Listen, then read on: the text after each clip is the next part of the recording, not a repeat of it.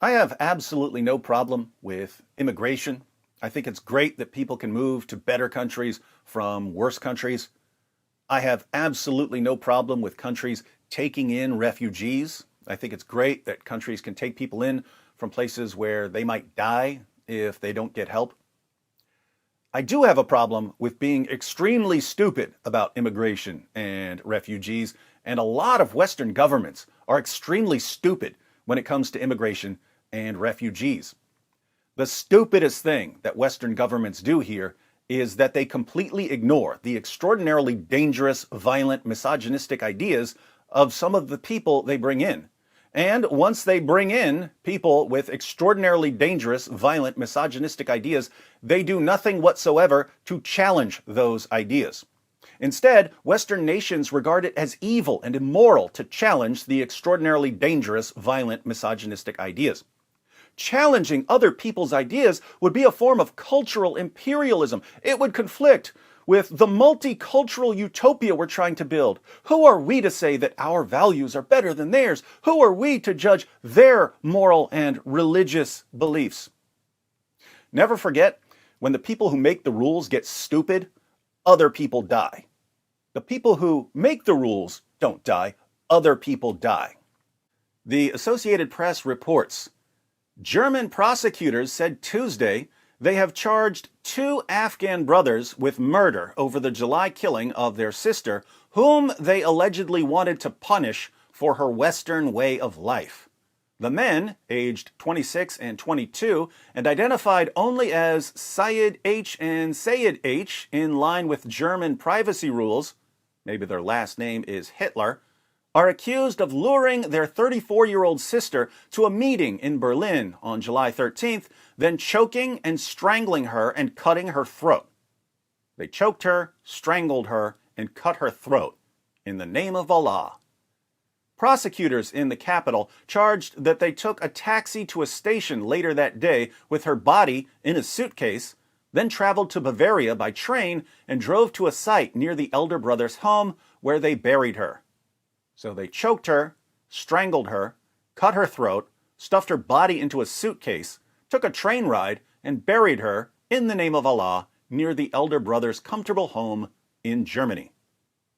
The indictment states that the men wanted to punish their sister for her Western-oriented way of life, which did not correspond to their archaic ideas of honor and morals and their image of women, prosecutors said in a statement. Wow, newsflash. German prosecutors just called Islamic values archaic. No takebacks now.